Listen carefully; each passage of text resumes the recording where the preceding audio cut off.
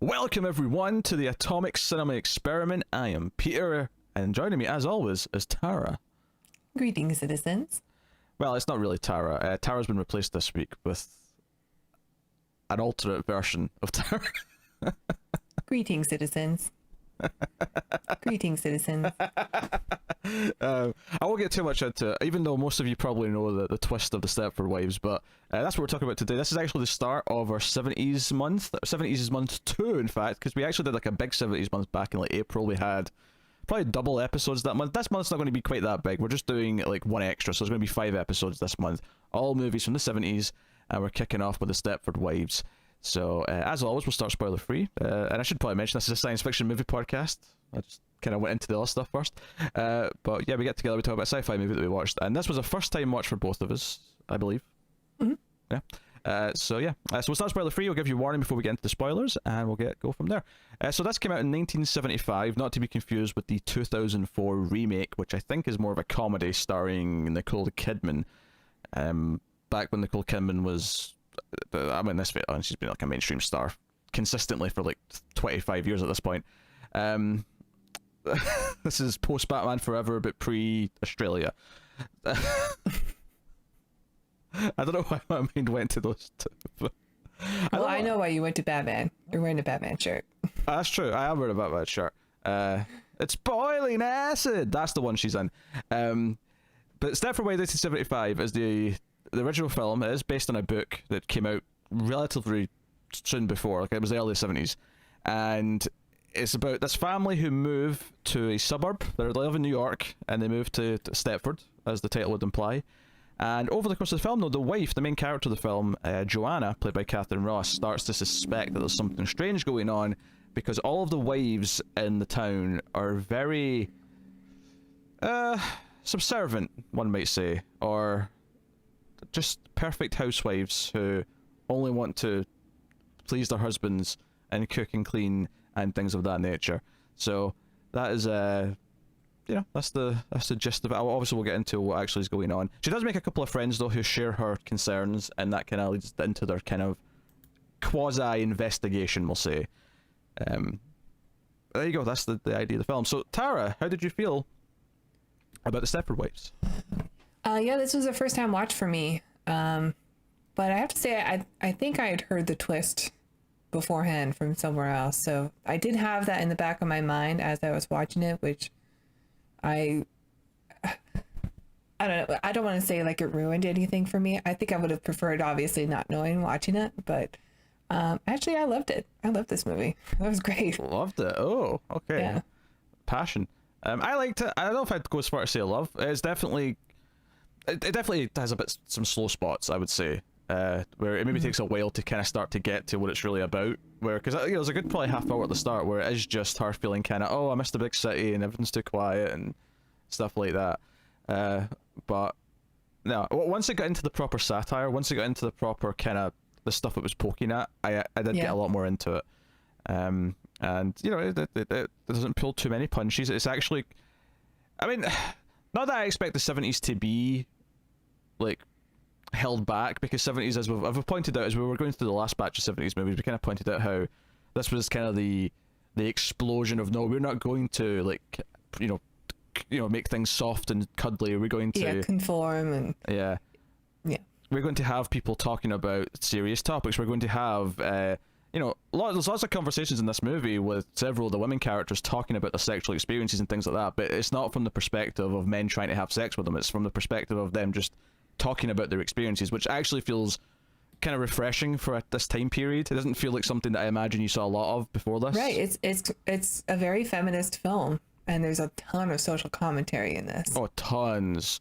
Yeah. Absolutely. Because I mean, I think you can kind of bubble the whole thing down to really saying, like, take out all the actual, because obviously I don't think it's such a stretch to everyone's going to assume, okay, we're talking about this movie where she thinks something weird's going on. Obviously it's going to be something science fiction-y, because otherwise why would we be talking about it on the show? But if you take out the science fiction-y part of it, if you take out the movie part of it, you're still left with something that's essentially just about the idea of men wanting their wives to be exactly what they want and not be people of their own and not have their own like wants and desires and not have their own say in anything and that kind of thing. So that stuff is all very much there, and it's got a lot of weight behind it because it's actually talking about something. It's not just some gimmicky concept that someone thought up. But yeah, I think I just always knew what the twist was. Like, it's just that I've always just known it as the movie that's that.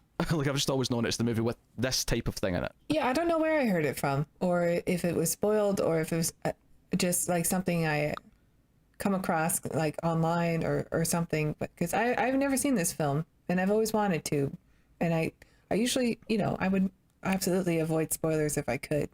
I think it was just something in the back of my mind that I buried really deep that I just always knew was there.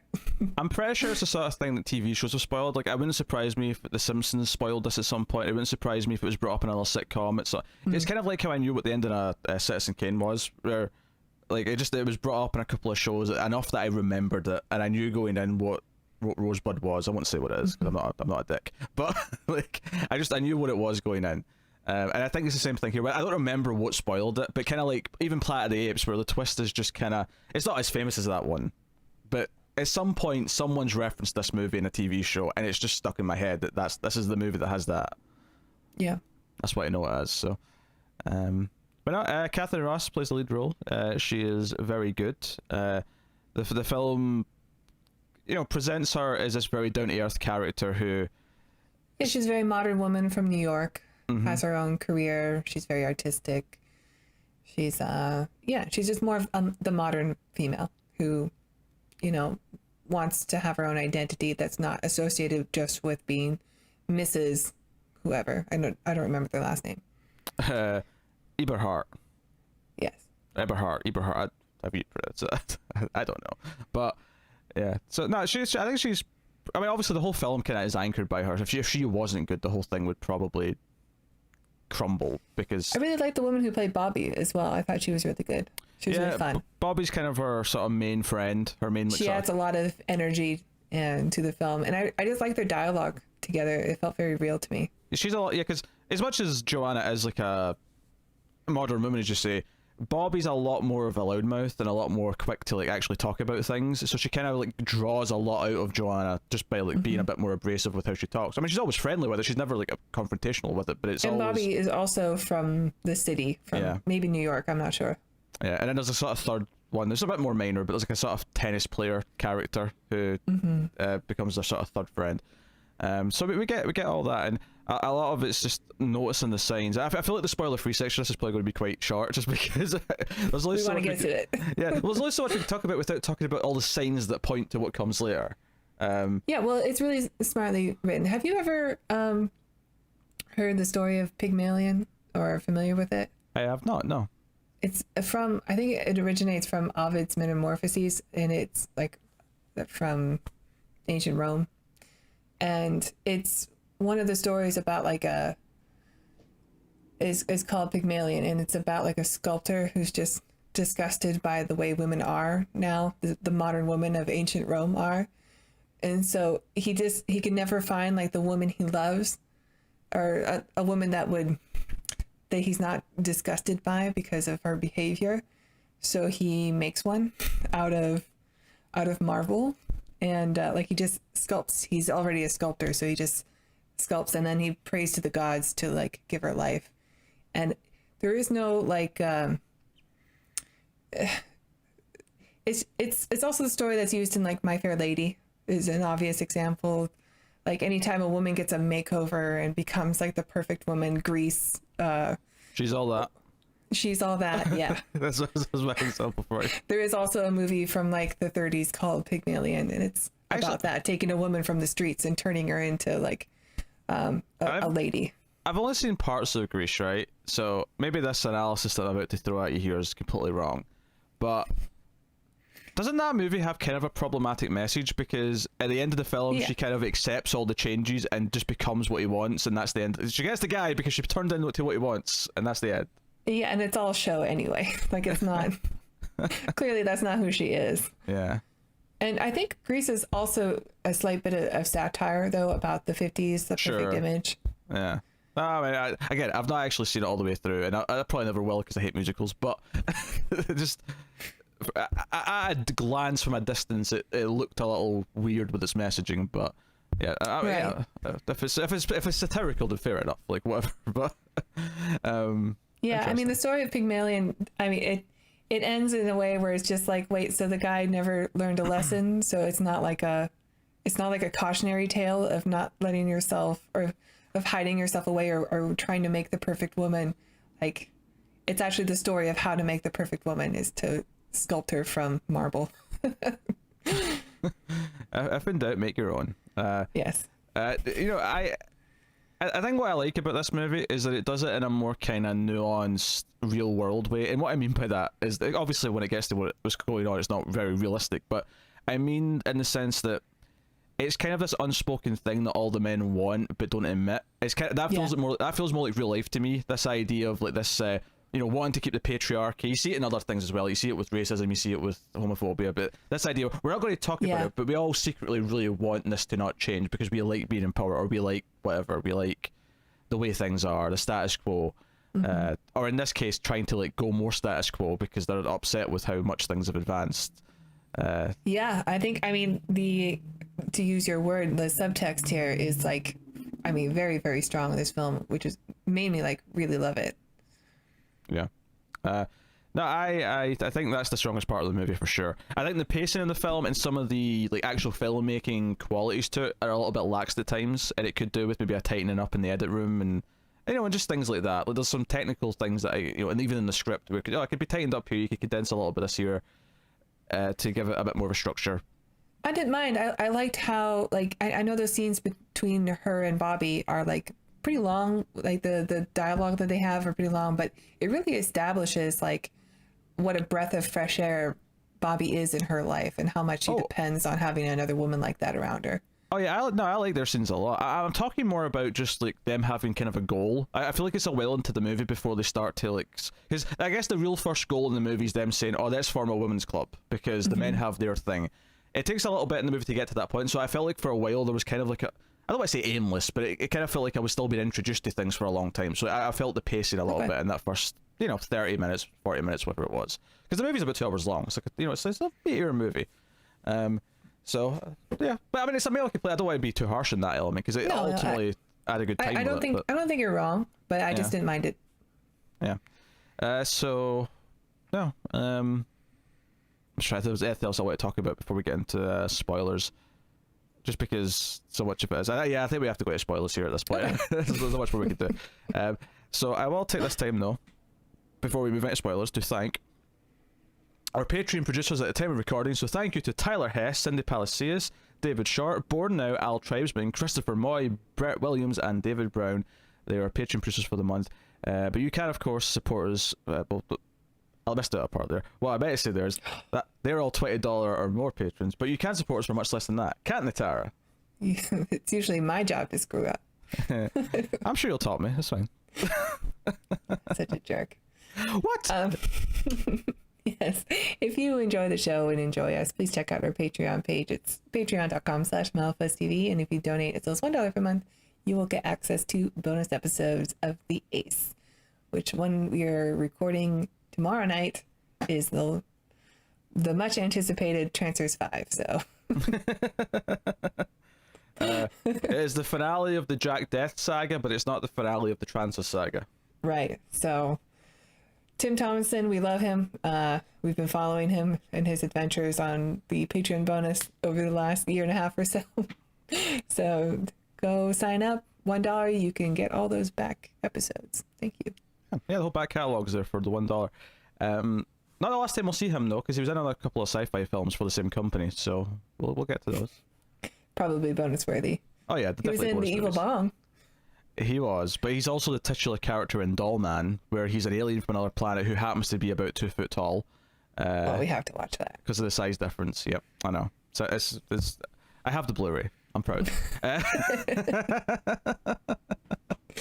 Oh, that Charles Band Productions. I know. Keep checking me in. Alright, so full spoilers then for the Stepford Wives from this point on, from the original, that is 1975, of course. So the robots. The robots. Remember that episode of Twilight Zone that we talked about heavily? The Lonely? You mix that with a little bit of Get Out, and you get A lot of Get Out, a lot actually. of Get Out, yes. And you get the Stepford Wives, and obviously that came much later. It was inspired by this film, but There's actually another Twilight Zone episode that I've seen, but it's in a later season. I don't know which one. That this reminds me of a lot too. oh, It's about like society who, in the future, when they reach a certain age, they choose a body that they want. It's like a satire of plastic surgery. If everybody looks like the perfect person, then nobody looks unique anymore. A lot like Malibu, which I think is a really, really great episode of The Twilight Zone. I can't remember what it's called, but it reminded me a lot of that as well. well, we'll get to it. And unlike Get Out, the Twilight Zones did come first, which is interesting. So curious to get to that. But yeah, I do like that the movie goes through a lot of like natural stages, but they actually for a long time suspect that it's like they're being brainwashed or they're being drugged or something to that. They think it's more chemicals and like that kind of thing. Not like the idea that and they don't even go into the robotics of them that much. Like they have to be robots, like because we know this, or at the very least clones that have been altered. Yeah, I mean, even if it was like some kind of a drug that they were using, it could still be considered science fiction. Yeah. Oh, but it's definitely not though, because we see them get stabbed. Or and there's no blood. brainwashing. Yeah, but we see them get stabbed and there's no blood, so they can just. Yeah. No, we know Yeah. that it's robots. Yeah. I'm just saying, like, while you're watching it, if you don't know. Oh, sure. Yeah. So to go back to the start, because my favorite line in the movies comes in the first scene. My favorite laugh in the movie as well, which comes from this line. Yeah, there's a couple good laughs in this movie. As in the first scene, which is they're all getting ready. They're getting into their car to drive to the new town. From the front of their tall, apartment building in New York, busy traffic, and they're waiting. The dad get into the car, and the two kids in the back seat. Joanna's there, and almost like a foreshadowing thing for the movie. There's a guy walking with like a blow up doll, like across the street, like just down It's a the road. mannequin. Yeah. Or a mannequin, but it's naked. You can see like boobs and stuff. It's like it's a bit over the top. And when the dad gets in the car, the kid says, "Dad, I just seen a man, walk across the street with a naked woman," and he just deadpan responds with, "That's why we're moving to Stepford." It just starts the car. Yeah, it's funny. I think that seeing that man carry a mannequin away, she's just like made of white plastic, and I think that sort of invokes the Pygmalion story, just because she was carved out of marble. Well, this is kind of an evolution of that. So, calling back to it in the opening scene is like, hey, we're taking this further. We're going further with this idea. Right. This is a fine way of doing things. So they drive. The titles play as they drive to the town, and they arrive in the big house, and it's all quiet, which looks like it's driving Joanna up the wall. She's not used to all this quiet. But She even gets interviewed by, I guess, the local paper, who doesn't have a lot of stories, so they just interview new people who've moved in. Well, not even that's like, you're from the city. You're from New York City. Have you ever been to the Empire State Building? Will you tell us what it's like in the city? What are the yellow cabs like? I thought it was interesting that when she was asked, what do you miss the most about New York, she said noise, because most people move away from the noise, but she misses it. Yeah, I guess It's a good like character thing too. She's obviously a big city woman who doesn't want to be in the country. Yeah, even though she's a mom. Interesting beats. I think it's interesting that the movie kind of ignores the kids. Like, we know they have two kids, but they barely get brought up. There's only a couple of times in the movie where they're even kind of like relevant to what's going on. And well, we see them go to school, so most of the day scenes they're probably in school. Yeah. I wonder if that's kind of intentional though, where it's like we're not going to like pin her down as just being a mum, so we're going to like they're off to school, we don't think about them. It's all about her and her life and what she's going through, and pretty sure that's why public schools exist, so parents can send their kids off and pretend like they don't have kids for 8 hours or so. It's a great clip. Do you know at the start of the year when the lockdowns were all starting and the kids were sitting home from school? It's a great clip from Parks and Rec that kept getting spread around the internet, and it's wonderful. Where there's like one of those town meetings they have in Parks and Rec where I can't remember what the context of the episode is, but for some reason the kids have to stay home for school for a couple of weeks, and a mum stands up and says, what's going to happen? Is like, well, the kids are going to have to stay home for 2 weeks, and the mum responds, what? In my house? It's really ridiculous. Yeah, I do not envy parents right now. Oh, not at all, not at all. So, and the first signs that something's wrong is kind of, because the husband seems nice enough to start with.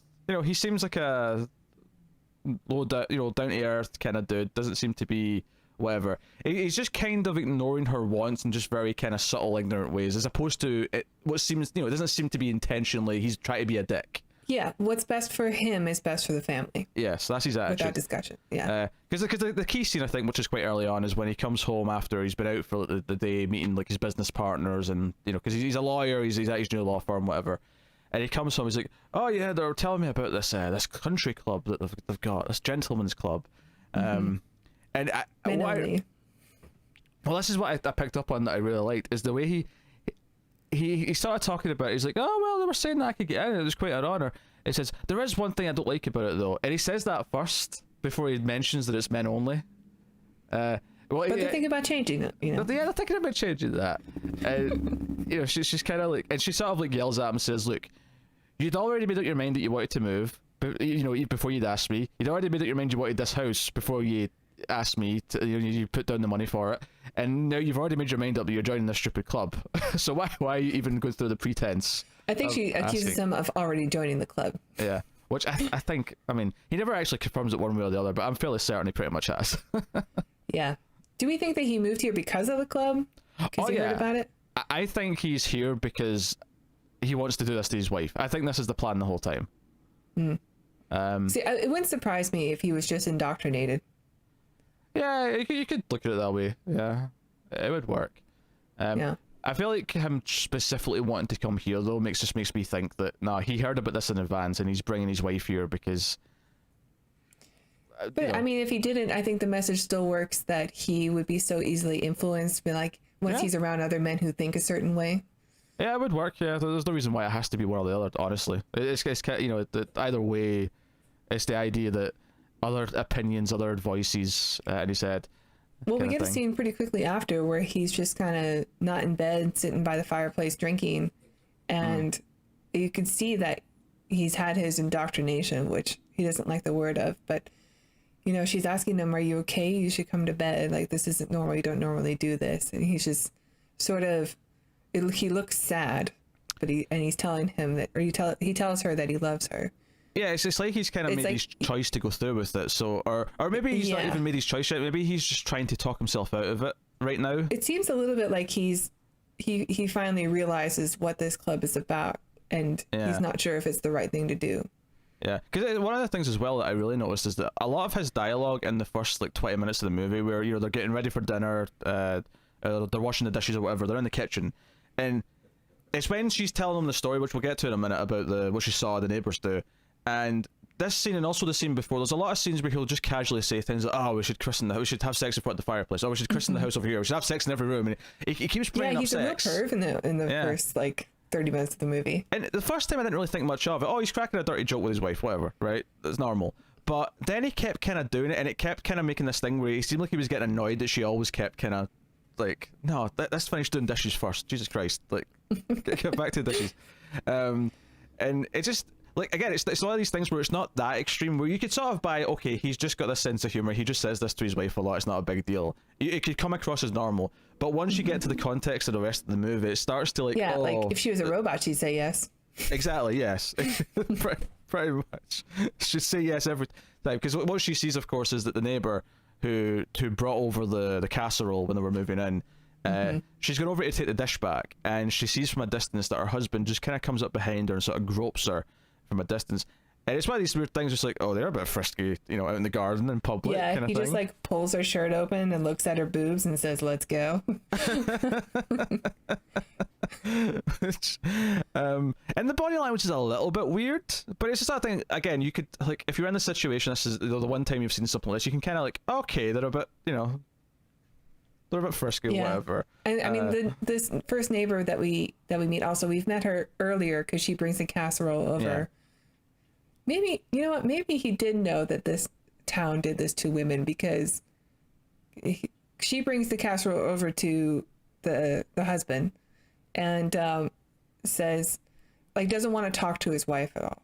she just wants to talk to him to give him the casserole because she's better at talking with men, you know? And he sees his neighbor's husband, the wife of the robot that we meet, and says to him, she's as good of a cook as she looks or something. Yeah. So you're like, okay. And they don't have any conversation after that. It's more of like a wink and a nod, and no, you're right. They go their separate ways. Yeah, because so maybe he did know. That's later on because he's taking the mail out of the mailbox, I think, and that's when he sort of sees the husband from across the street, the neighbor, and he sort of says that to him, and he kind of like, there's like a knowing kind of nod, like what they're talking about between them. Yeah. So I guess maybe he did know. Yeah. So this is all part of his dastardly plan. I mean, I guess it wouldn't make that. It's not that hard to believe that he met some of the lawyers who work here, that he's moved, this firm that he's moved to here, he met in court. Maybe they came to the city for a big case or something like that, and they got to talking. He learned about this. He's like, this sounds like it's for me. Joanna's too independent. I have to change things. Yeah. So that kind of sets the, this is the idea. Again, most of the things up until this point in the movie are like, once you look back later on, like you see the warning signs, but they don't feel that much to begin with. Like, okay, the neighbors are a bit frisky. Okay, he makes some sex jokes. None of it on its own. Even, I mean, obviously because it's a movie, I'm like, okay, this is like implying things for later, and I'm reading into it. But in real life, most of these things on their own wouldn't be big warning signs yet. They're just kind of, okay, whatever. But then things start getting weirder and creepier, and there's like a minor car accident with one of the wives that causes her to have like a fault, and she keeps saying the something on repeat, basically. Yeah. She can't stop saying the same line over and over again, and it's a line that makes sense in the context of what's happening, but it seems a little bit different than like shock or minor brain damage. Joanna notices that the ambulance goes in the opposite direction of the hospital, as if she's going for repairs, not for medical attention. Yeah. Which is one of those funny little details. But she meets Bobby kind of early around here as well, and they get to talking. They hit it off because they're both from the city, and they're sort of joking about how weird the town is. They eventually meet the tennis player, and throughout all this, they kind of decide that, hey, maybe we should have a women's club. We should have some sort of a liberation group and talk about things. And there's the 70s, it makes sense. This was the burn your bras era and all the rest of it. Oh, but no one wears one in this. Well, except for the Stepford Wives. Yeah. Except for the Stepford Wives. Which is weird. Do you think the husbands would want the nipples on show? Yeah, I was envious.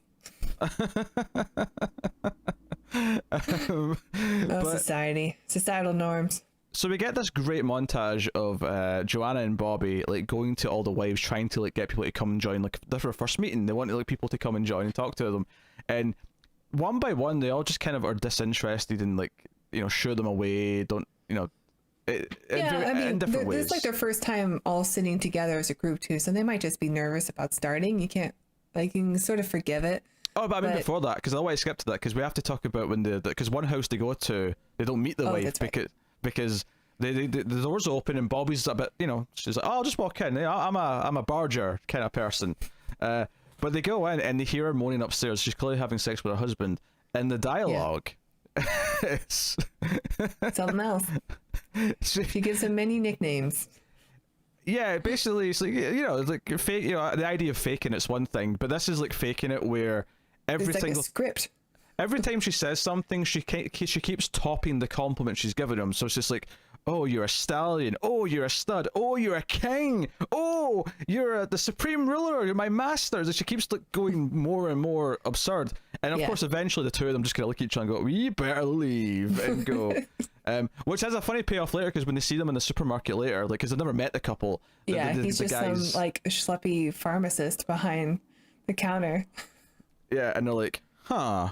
And she's like, of course, gorgeous and made by a man. So she's like the perfect gender rolled female. Which begs the question: did she like? Are all of these people originally their wives, or are some of them like people who they've just kidnapped and replaced? Well, they can definitely make alterations. So we know that. I think you're referring to some increased boobage later. Wow, way to spoil it. There's no way to spoil boobs. So Come on, I get one dumb guy joke, okay? Like, I know it's not the movie for it, but I get one dumb guy joke. That's it. You're cut off. That's a threat. Okay. So, we have this message, but yeah, eventually she kind of... Because there's a scene before this as well that I thought was really interesting, where the husband's got like a lot of the guy friends around, and he kind of says it's okay if she sits in this. But notably, like, there's one guy who just draws her the whole time while she's sitting listening to this meeting. They're talking about like planning some town like fair or meeting or something like that.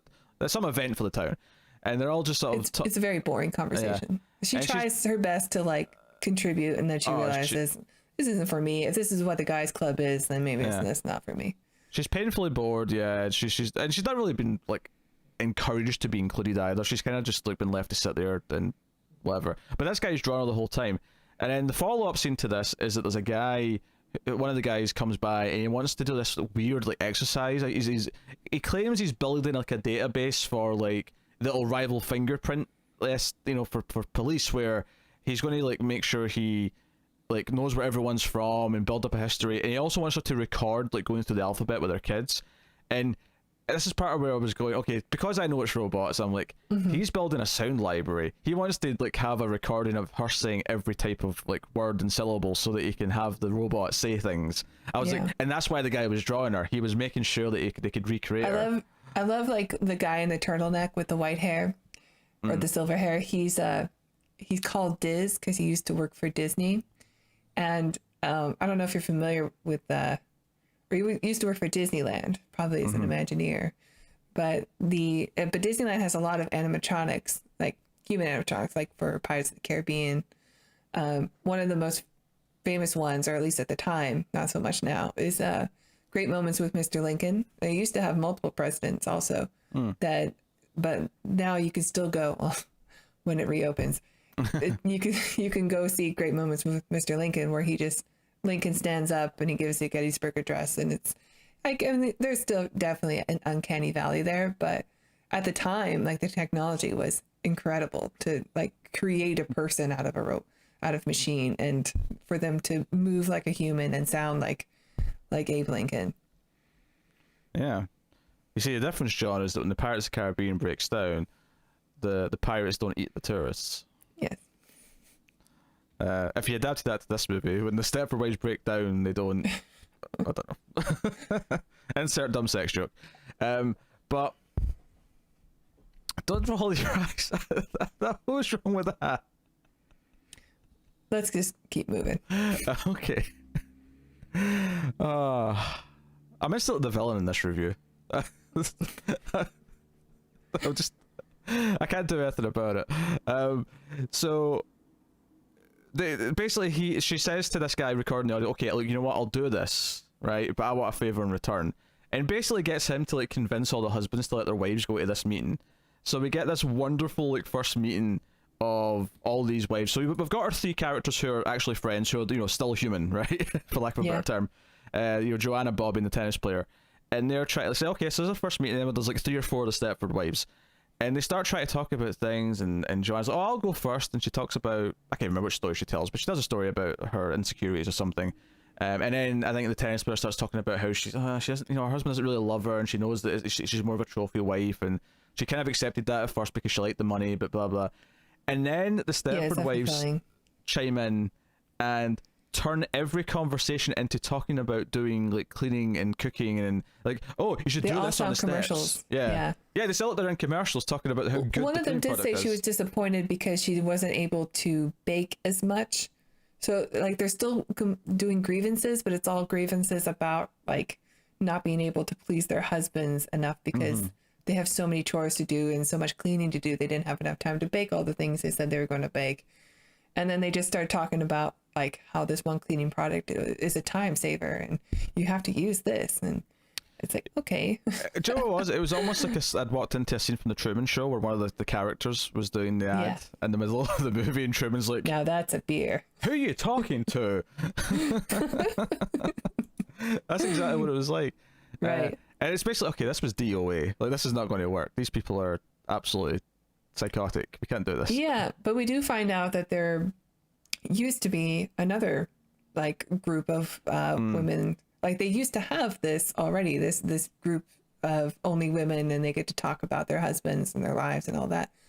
And it was led by the first robot neighbor that we saw.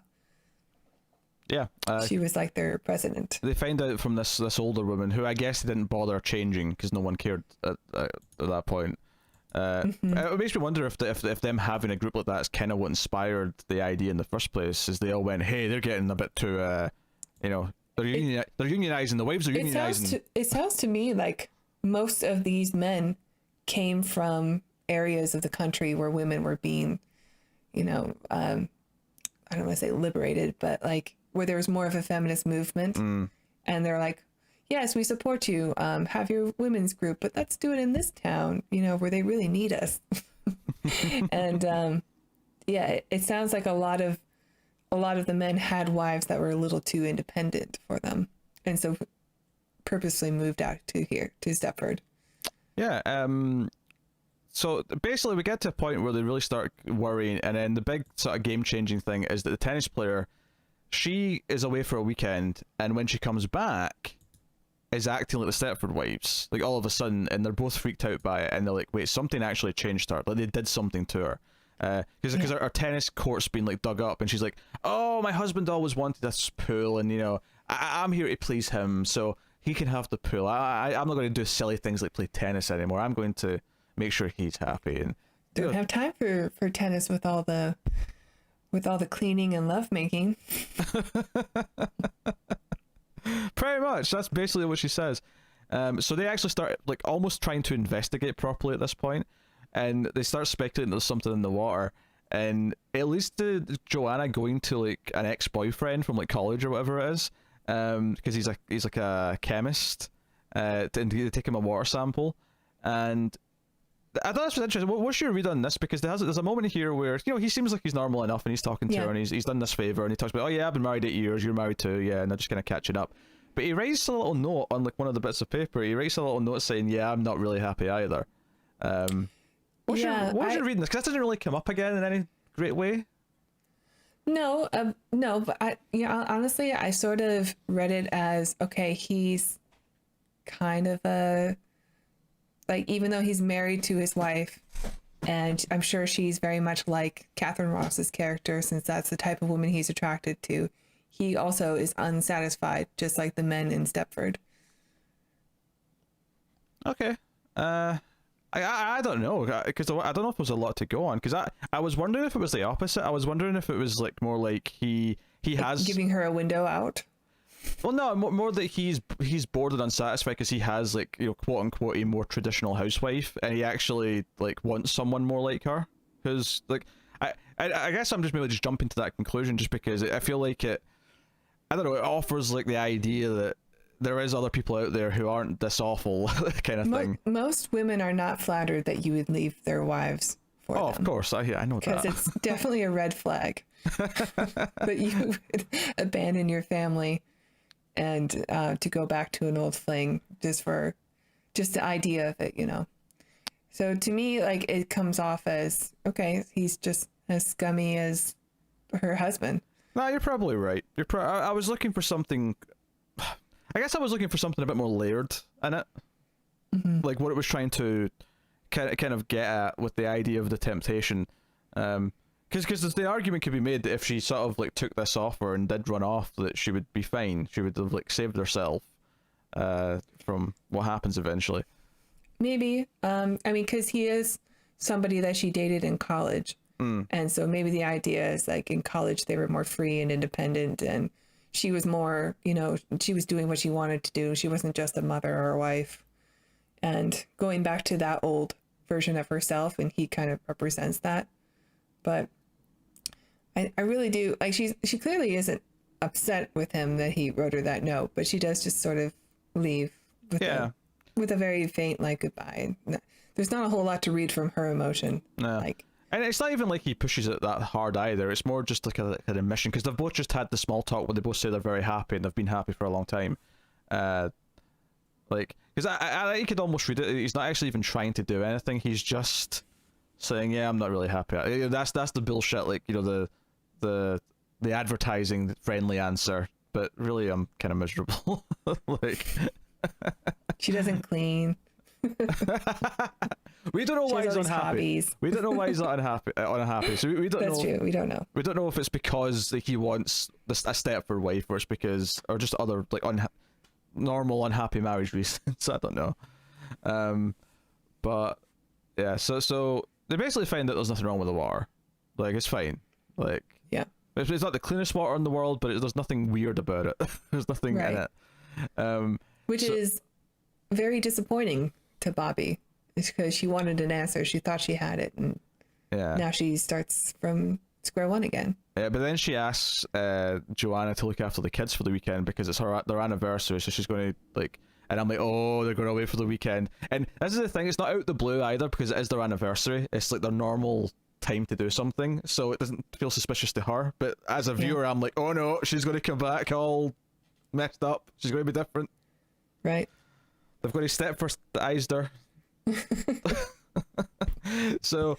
and she's definitely the most free spirit of all of them. Oh, for sure, yeah. She's the most vocal. She's the one who, she's the loudest. She's the most bombastic. And... like Joanna has like a fight with her husband or whatever over that weekend, and because of all the kids being there, and he's like losing his shit because he's having to look after like 4 kids instead of 2, and there's a dog, and all of it's very miserable. Yeah, and she's like having a breakthrough in her photography, which is something that she really needs, and like because she's trying to get some work done, he's upset. Even though, because that's what he's trying to do. He's trying to get some work done, but he has to look after kids. So it's a little bit of a role reversal for him, and he obviously is not okay with it. No. He doesn't even like respect what she does. It's just more of a, this is what you should be doing. Yeah. I should be the one working. Yeah, that comes out a bit obviously more overtly later when they actually confront each other about it. But she goes to see Bobby, and she's wearing the, the what do you call it? The apron? Apron, thank you. The word escaped me, but it's like a frilly... She looks straight out of the 50s. Yeah, it's a classic sort of 50s housewife looking apron with the hair all done up, and makeup, and she's like, why are you wearing makeup? You never wear makeup. Yeah, and she's smelling the whole time. She's like, everything she says is about preparing dinner or doing stuff for her husband, or don't be silly. And Joanna is just horrified. She's just watching in horror this has happened to her, and now she's scared it's going to happen to herself. And this is around the movie where she actually freaks out and demands to move. She's like, I'm not staying here anymore, we have to move. And he is kind of open to it, but he kind of makes her agree to see a therapist first because she's sounding crazy. And what stuck out about this to me is how well this is aged, and in a kind of a sad way, I suppose, but the idea that he's essentially gaslighting her. Now, definitely. I thought about that. Yeah, if you take out like the what's going on in the movie, like in a real world context, if she started claiming that there was something in the water that was changing all the waves, yeah, she would sound crazy, and people probably would tell her to go see a therapist. But we know it's true. Yeah, he knows it's true. Yeah. So he's like making her think that she's crazy. He straight up gaslights her. She goes to a therapist. She tries to tell the therapist everything she knows or what she thinks, and she's really freaking out about it. And it all kind of bubbles up to this period towards the end of the movie where she goes home and the kids aren't there, because that's been kind of a consistent thing, is whenever this is the change is going to happen, the kids are always sent away. And it's worth mentioning as well that the tennis player moved here first, then Bobby moved here a couple of months later, and then about a month after that is when Joanna arrived. So she's next in the pecking, she's next up on the list. So we've been kind of counting down, and she starts to get worried, and she to the point where she ends up hitting the husband in the head with the tire, the fire poker, I think it is. Yeah, well, first she goes to her friend, to Bobby's, because she watched Bobby's kid when she got changed. So now she figures that her kids are probably with Bobby. So she sneaks out of the house, goes to Bobby's, and Bobby's there, keeps trying to offer her coffee. And she's like, I don't want coffee. I want my children. Like, oh, well, they're not here. She's totally calm and robotic. And she grabs a knife and cuts herself, Joanna does, and then asks if she bleeds, like Batman asked Superman. Do you bleed? You will. And then stabs her in the belly, and wouldn't you know it, doesn't even react, doesn't flinch, no blood, just like, I thought we were friends. Why would you do a silly thing like that? And then she goes into that same sort of defect that the first robot had when she got in the car accident. Yeah, which we saw again later, because they were at like a garden party like a couple of scenes later, and she was walking around saying the same thing over and over again. Yeah, she's clearly still defective. Yeah, and the husband's like, why are you embarrassing me like this in public? Let's get you, to the engineer or whatever. The Imagineer, that's what they're called at Disneyland. Yeah, which by the way, when you brought up the guy from Disney, is that he is like proper like super villain, like because he's got this grey hair. He looks like a Bond villain. The first time you meet him, the husband's in his office, and he's literally like in like a really dark office where he's the only thing that's lit in the room is the desk and him. Like everything in the room is just in pitch black and she can't see it. So he looks like a proper maniacal kind of like, yes. And when he shows up at the house too, he's like standing in a door frame, just ogling her. Yeah. And it's very intimidating the way he stands. The line of dialogue he has, because I think she's like making coffee or she's like putting something in the dishwasher. She's like, "Oh, I enjoy watching women doing menial tasks." I think was the line. It was like it's really degrading. Yeah, and he's standing there in a pose that's like, "Check me out." Yeah, she smiles at him to kind of just kind of nervously, like, "Yeah, okay, whatever, weird comment, but I'll just play nice." And it's like, you're a guest. Weird. So I'll be nice. Goddamn thing to say to someone. Yeah. I mean, that's just like, I was walking into a bank on, I love watching all women add up numbers. Just like staring at her for like 10 seconds. Well, I mean, it means something else than that, but yeah. It's a strange thing to say unless you're a man who likes seeing women subservient to their husband. Yeah, of course. Yeah, I'm just saying, it's like a really weird, out of place. Like, it's even for someone who feels this way, I don't imagine most of them would just outright say a line like this. Like, no, it's definitely a power move. Yeah, I enjoy seeing this kind of thing. But anyway, yeah, he's a Bond villain. But when she does confront the husband, Walter, she yells at him, demands to know what's going on, and he says, "Well, maybe because she's like, oh, Bobby's changed. Our house is all sparkly. You should have seen it. It's never like that." And he's like, "Well, when's our house going to get sparkly? Why are you wasting time with your silly photography?" And just goes on a tirade. And it's not until she hits him over the head and he's like half like conscious and she's like, "Okay, where are my kids?" And he's like, "At the association, the men's club building. There's like a mansion that's been like done up for them that they've been restoring." I do appreciate they actually set this up early in the film, or someone mentions it, because it's at the end of the street. But we never actually see inside it till the end of the film, so it's kind of like, so when we go there at the end, it did kind of feel like a haunted house. We're getting into this mysterious building that's been kind of set up from early on in the film, and she goes in, and she goes in to storm the place, and she goes up and she finds Disney man, silver-haired man, and he's like, "I was expecting you, Joanna." That's basically his response, and it's like, it's already over. Her kids aren't here. This was part of the plan. She's basically fell into their trap. Yeah, they knew she would be a fighter. Yeah, and he's like, "Oh, I was impressed with you. You've got fight in you." Blah blah blah. Because lines like, that's not the exact line he says, but it's basically the gist. He says like, "You're one of our best subjects, if not the best subject." Yeah. Or something. Because she was smarter. And which is a weird thing to say for a woman, then you don't want them to be independent. Yeah, it's funny because obviously we knew robots, so as soon as the stabbing happened, we were like, "Oh, that's the confirmation." But that doesn't necessarily confirm that they've not just altered the person so much that they don't have like an inside anymore. The actual confirmation they've made a separate thing is here at the end, because she, chases into a room to go see her kids, and she ends up in a bedroom that's an exact representation of her bedroom, and the dog that they had at the start of the movie, which she was told like was killed or ran away, is here. Presumably to help kind of like train the new Joanna to whatever, but she looks shocked. The camera does a big long pan over to the dressing table where the perfect version of Joanna that her husband has helped engineer is sitting, and she screams, and it's actually quite a dark ending because our main character... I mean, this is when we also see her turn around in her nightgown, and it's a see-through nightgown, and we see like Katharine Ross is, she wasn't wearing a bra the whole movie. We know she's, very small. And when she stands up, she's got these like big boobs that the camera focuses on right away. Like, yeah, God damn it! And it's the whole thing's see through. So it's a very erotic outfit, and she stands up, and her eyes aren't finished yet because her eyes have got these Just their big I black sort of eyes. assumed that, yeah, she's got these doll eyes because she's, a doll or a shark. And but I sort of assumed that they just replaced her real eyes with the doll maybe. eyes. Yeah. But it's a pretty dark ending because our main character loses. Like, she doesn't like solve the thing and gets away and like saves her kid and runs off.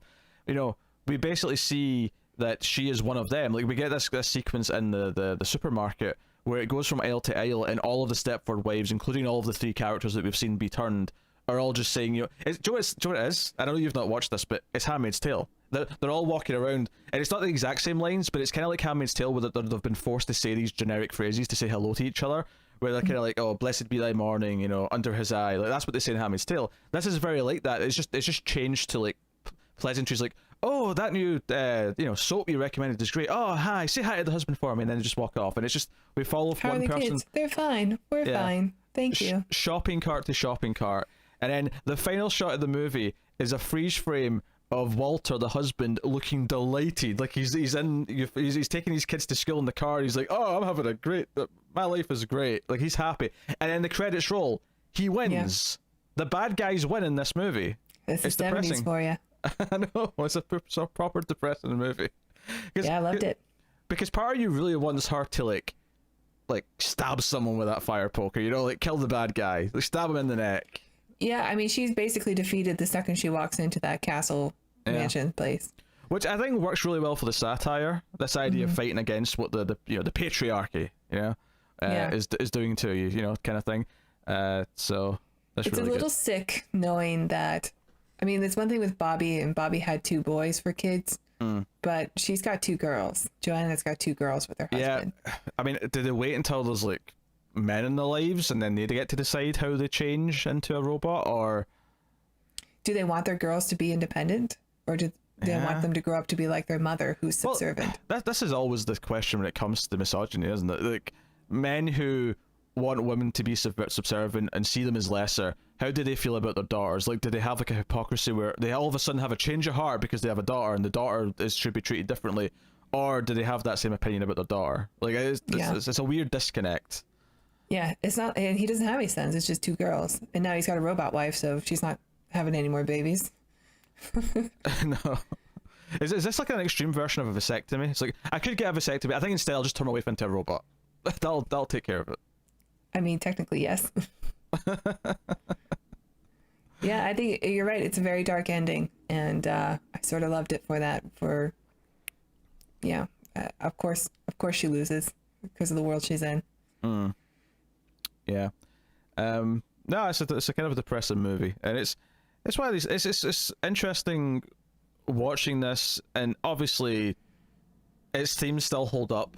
It's obviously it's a different era, but everything still hits a chord.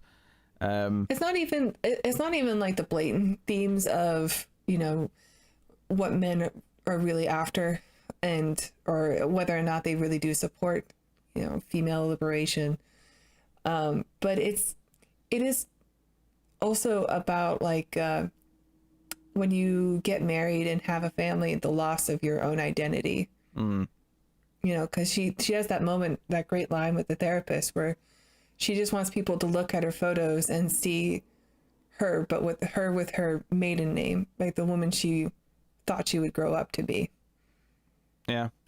Now, that's there. I think it's the little things that I think age even better. The stuff like when he gaslights, or the stuff when the way he sort of slyly responds to things that kind of tell you more about him than anything else. Because he's not overtly like a dick for most of the movie. Most of the movie, he's actually playing it as if he's actually a nice husband, with just these little tell signs just in there, a little bit here or there. And yeah, so it's a fascinating watch. It's a frustrating watch. I agree. Yeah. I don't know. I mean, obviously, we could sit here and talk about the political side of this and then talk about all that stuff. That's like a rabbit hole to get into that I don't think we probably should any further. But needless to say, I mean, the politics is there, and it speaks to us. And I think it's 2 people who are quite happy to talk about these themes and these ideas. Like, this type of film, the fact that it is still so relevant. And this is something that I've talked about with Tim a lot when it comes to, like, stuff like Night of the Living Dead, when it comes to the race politics that are just embedded within that film from 1968 and how relevant it still is in 2020. Likewise here, like I said, that's why the moment where he gaslights her like really struck a chord. It was like, some of this, obviously a lot of this is very extreme. It's all these extremes, movie ends of like, literally turning people into robots. It's a metaphor for what some people really do in terms of brainwashing, in terms of making people think they shouldn't be any more than housewives or whatever. But that moment where he gaslights her, it really kind of like hit a nerve where I'm like, oh wait, that felt so real. It felt so modern in ways that I wasn't ready for. So it kind of, it stung. What's interesting is that this movie is written by two men. Well, the novel was written by a man and adapted to screenplay by a man and directed by a man, but it has a very and it's not just that we're following the women here, but I think the dialogue for the women is really good in this.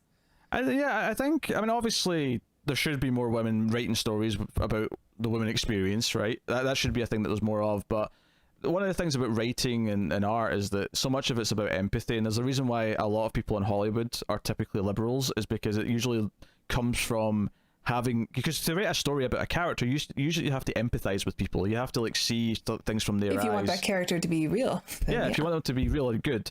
So good writers tend to be more liberal. Not always, there's exceptions, but they tend to be. So this is maybe just a good example of, no, these people are talented. It didn't matter that they were men. Like maybe maybe they have really good relationships with their wives or the women in their lives, and they knew see, about gaslighting. Yeah, they see what's happening around them, and they wrote a story about it, or directed a story about it, and so on. So, so I think that, and the director's an interesting one, because I think the director doesn't necessarily need to get any of. I mean, they obviously get it, but I mean, like, I think the writing's the really impressive part, because the director, I think you can hand the director a good script that has the good dialogue, and the director will read the script and go, I get what this is doing, I'm going to direct it appropriately. I mean, The Invisible Man is another, or the one that came out this year is another example of that. This is a really great story about a woman and gaslighting and problematic relationships and domestic violence, but it's made by a man. Yeah. And for the most part, it does a good job of tackling those subjects. It doesn't feel. Yeah, I thought it was great. So no, it's there's good examples of it, but at the same time, obviously there should be women directors and women writers making stories about these kind of experiences. Well, I mean, movies now are made by many people. Even there's a lot of people who write for the film that don't get writing credits. Mm-hmm. I'm sure there was a lot of influence on the modern day Invisible Man versus this one. For a second, I thought you were going to say The Invisible Maniac, and I was like, I don't know, Tara. I doubt very much. That wasn't the most feminist thing I've seen, just off the top of my head. So, no. But no, Stepford Wives original is a good, solid movie. I think it does have some pacing issues. Maybe does have a little bit of a driving force issue early on, with it's the characters having a goal or the plot getting going. But I guess the way I'd put it is that it's stuck in first gear for maybe a little too long. But that's kind of the extent of my complaint there. But it's good. It has a lot of valid commentary that's still valid today, and it handles it with a fairly deft touch. I was actually surprised how overtly it tackled certain things, and some of the dialogue that it had, some of the characters, the way they spoke about things. I was like, oh, this actually feels a bit ahead of its time, in some ways. So I guess we're at the point where we're going to rate the movie. So Tara, what are you going to give the Stepford Wives out of 10? Well, I've already stated that I loved watching this film, and I think watching it from a female perspective maybe elevates that, because I really love the messaging and the social commentary, and I love the sci-fi elements, and I love the Disney element, even if it's minor. Even if the Disney guy is the villain. It's been closed for a long time. The Disney guy is the villain who's made all this happen. He's like the evil mastermind. Hey, the Imagineers are not gods. They're all flawed. He's building sex bots. Come on, let's not glorify him. Poor Mr. Lincoln. I'm going to give this movie a 9. I really loved it. That is high praise. I don't think I'm ready to shoot quite that high. I think I will probably go with a straight 8. I think it's a really good movie. It's a little rough around the edges in places. It could definitely do with a HD remaster, because even on Amazon Prime it was still an SD. So yeah, the last 10-minute scene when she's in the dark The Dark House was pretty rough. Because when I went looking for it, I mean, I know that I really buy discs for like doing reviews. I usually just obviously rent or stream stuff, but I did notice that there was no like Blu-ray, like there was no HD version of it from what I could tell. So it could use a clean up. I agree. But Release it. Release the high def cut. Well, what's the director's name? So we could make that joke properly. Forbes, Bryan Forbes. Bryan Forbes. Release the Forbes cut. Release the Forbes cut. He definitely would have wanted this movie to be seen in HD. Yeah. What is he known for? I don't know. Oh, he's known for war movies. Guns of Navarone. Oh wait, no, he was an actor in that. Never mind. Oh, okay. He directed 20 films. He directed The Naked Face. He directed International Velvet, The Raging Moon, The Whispers, The Wrong... I've never heard of any of these. No, me neither. This is probably his most famous directed film. So if you're a fan of like old school sci-fi, but not so old school that you're in kind of the glitzy, glamorous Hollywood phase, you're in the more gritty, we're going to tackle real subjects phase, then Stepford King Wives... Rat I've seen, actually. He did King Rat. Yeah. And Stepford Wives is probably worth watching. It's on Tubi for free in the US if you want to check it out that way. It's on Amazon Prime in the UK. I'm sure there's probably other ways you can get hold of it as well. But so we're off to a decent start. And to be fair, the last 70s month I felt was... We had like a lot of sevens, seven and a half. And I expect kind of a similar thing. But I mean, if 7 is the baseline, then that's a pretty good month. I'd say Demon Seed is the baseline. Have you seen what some of the scores me and Tim give out on streams on an average month? Do you guys do a lot of 70s movies? Not too many. I think we're going to do a 70s month at some point. Just so we can do some 70s movies, because I want to try some more. But I literally gave a movie a 1 out of 10 today when we recorded streams after midnight. Yeah. Haven't done that for this yet. Oh, we'll get there. There's a couple of potential candidates. Really? The film today, for the record, was directed by Uwe Boll, so I mean I wasn't expecting much, but I don't know why you guys put yourself through that. If you want to talk about the opposite of this film, like in terms of the feminism, holy shit. Okay, so that is the Stepford Wives. If you made it this far in the review to the end, put the word... Actually, you know what? No, Tara, let's stick to the theme. You pick the words.